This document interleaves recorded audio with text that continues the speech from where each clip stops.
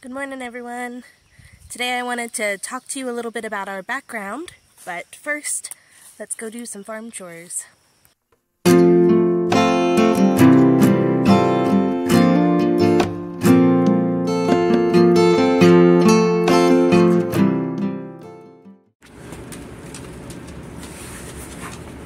Are we ready? Yeah, something.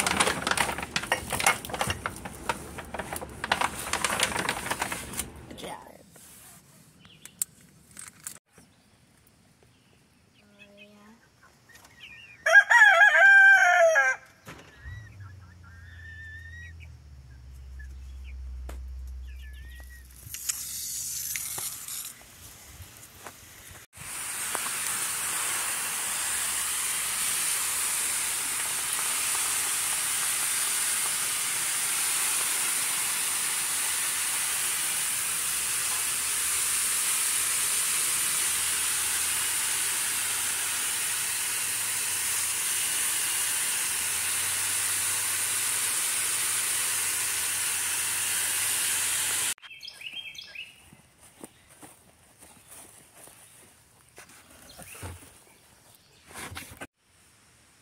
Alright, I'm realizing how hard it is to find a spot to put a chair in an incredibly sloped yard. But anywho's, alright, so what I wanted to talk to you about is something I had actually planned on doing in kind of the second video, but we had this wonderful event happen in one of our local towns, and I kind of wanted to bring you all along and see what that looks like. And you know, it's one of the things that we're working on is trying to buy from smaller shops and local shops and things like that. So I thought that would be a fun little video to share with you guys as well. But I did realize before I really go any farther with these videos, there's a few basic things that you kind of need to know about us.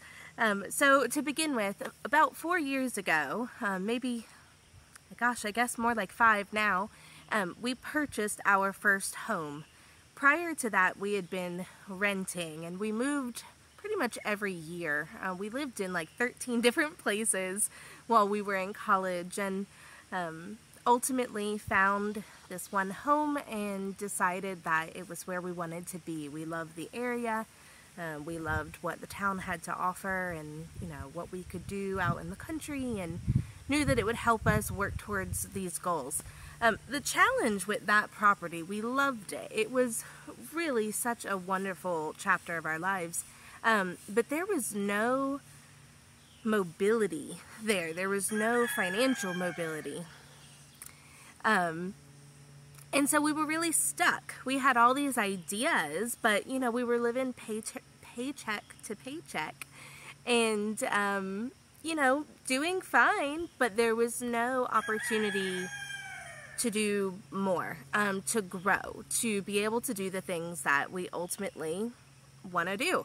And so when the whole housing chaos exploded, we had already been contemplating selling and moving, but we just kind of saw this as our opportunity to really just jump in. And so we were very, very lucky. We purchased our land that we're on right now before the chaos kind of exploded. So we were able to get a really reasonable deal on it. It already had a well and septic, which was one of the things that we really, really wanted. And we were able to sell our home for a really decent amount of money that allowed us to find another home and move it onto this land, and then be able to ultimately move here. Now, there was a lot that happened in the in-between, and I hope to do some videos on that whole process. We wound up living in a camper for 6 months. That was quite an experience, another really wonderful chapter of our life. But what it looks like now and why it matters for now is because part of what allowed us to do this is really making the choice to go below our means and to make some smart financial decisions that would put us ahead financially. And part of that comes with sacrifice, and part of that comes with kind of making some choices about what matters the most to us. And so this property and this home is largely a fixer-upper, and it is very modest. We chose to purchase a simple, single-wide, 3-bedroom, 2-bath home that was built in the 1980s and had not been renovated in any way whatsoever. So there is quite a bit of work to do on it, and we are still doing it. We have to make these decisions on what do we care more about, painting the bathroom or planting the garden, right? And so it's slow.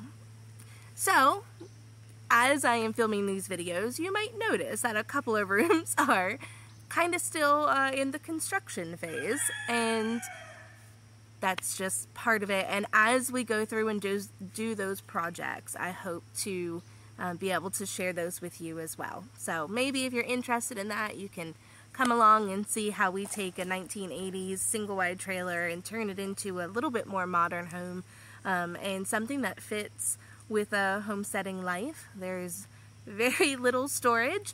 There is like no pantry space at all. Like we have one little triangular pantry. I don't know what I'm supposed to do with that. And so these are part of the challenges that we are facing with trying to develop this life. And, you know, we want to be able to get these programs where we, you know, buy half a cow, right? But where are you going to put a half a cow in a place that barely fits a regular refrigerator, let alone a freezer, let alone any of it, right? So this is where we're at, and I just kind of wanted to share that little bit with you. There is so much more to say and so much more to talk about and get to know, and our story and where we're going and what this really looks like for us. And but I thought that little tidbit was important to go ahead and mention up front, and I'm sure the rest we will just kind of discover organically as we continue to go through this. Sorry, there's a ton of little gnats everywhere. So yeah, so I hope you guys are having a great day wherever you are around the world, or time or of day it is for you, morning, evening. But here we're just getting started, and I just wanted to pop on and kind of give that little disclaimer of don't judge my plywood floors, because it's a work in progress. Okay, well, we wish you a happy ever after. Until next time.